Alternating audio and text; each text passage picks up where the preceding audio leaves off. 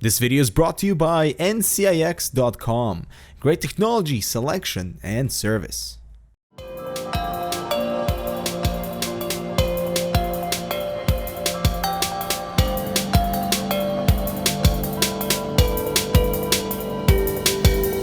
You guys have no idea of how excited I was to receive the new Razer Diamondback 2015 edition.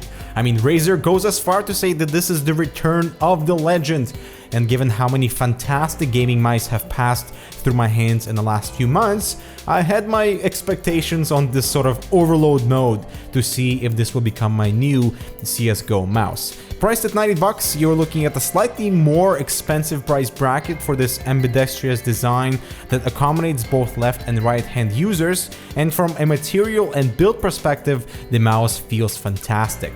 The textured sides in particular offer a pleasant surface to the touch for a nice balance between the rest of the smooth plastic. Also, the lighting on the Diamondback has got to be one of the best on any mouse that I've used, delivering a very beautiful thin strip that wraps around the mouse, and Razer logo is very uniformly lit, plus the scroll wheel has nice double-sided illumination. It is also RGB with plenty of customization that we'll touch on a bit later. The scroll wheel has a functional grippy texture with distinct scroll steps and a very satisfying middle click that I can see to use in-game without affecting my aim, and the primary buttons are also very well done, delivering super fast and light actuations on both the left and right clicks, and your fingers are comfortably secured inside this slight curvature on each side.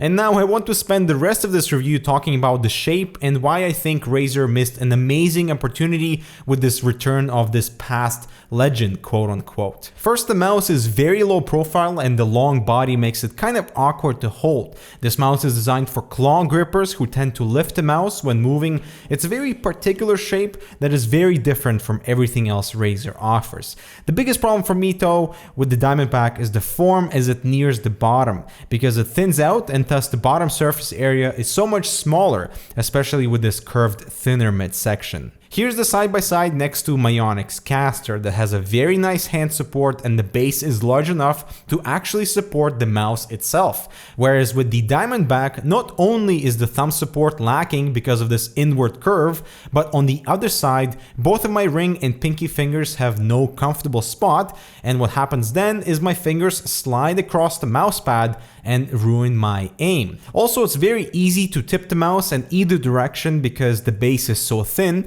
and thus requires a totally new learning curve for handling, such as higher DPI to avoid much movement, and lifting the mouse to avoid tipping it over if moving it side to side, while holding the mouse in a claw grip to avoid pressing the side browser buttons on the opposite side of your thumb. If that doesn't sound like your type of grip, then the Diamondback is not for you. The glide feet though are very smooth, the braided cable is light enough, and the primary switches are fantastic.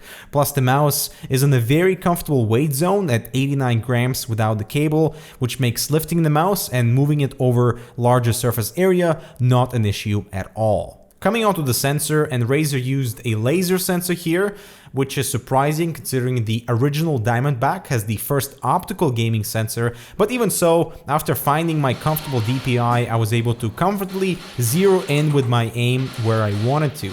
But a very important part about getting this mouse to work for you is surface calibration, and that's because figuring out the optimal liftoff distance will prevent from unnecessary cursor movement when placing the mouse down. You can see the cursor shoots up to the left without calibration, while after surface calibration, cursor remains in proper position when you place the mouse back down. Now, quickly going into the driver software. So first we have the basic and some advanced button remapping, sensitivity adjustment under the performance tab in up to 5 stages in 50 DPI increments, all the way up to 16,000 DPI, which we can refer to as an arbitrary number as it makes 0 sense in any resolution ever. Polling rate up to 1000 Hz, and the lighting tab is awesome with brightness adjustment, some pretty standard lighting effects included, but When we enter the chroma configurator, it's actually a very unique feature, letting you configure the strip lighting in this multi-zone layout and also independently control the Razer logo and the scroll wheel. For instance, if you want a green and purple combination, you can achieve exactly that with this multi-zone customization. And so lastly, the calibration tab is where you'd need to go first when you first get the mouse, because the software does a really good job in optimizing that lift-off distance based on your surface. So in conclusion, the mouse performs well in the right hands, but finding those right hands may be a challenge due to a very unconventional shape, at least compared to majority of mice out there. For me, the Diamondback 2015 is the least comfortable mouse I've used, and that's a bit of a disappointment because of all the hype around the return of the legend, which was totally real. But unfortunately, I prefer a more supporting shape, or at least a wider base, so it's not as awkward to hold. But that is pretty much all I have to say about the new Razer Diamondback 2015 edition. I hope you guys enjoyed. I'm Dmitry with Hard Rock Canucks. Make sure to subscribe for more gaming and similar content, and we'll see you in the next one.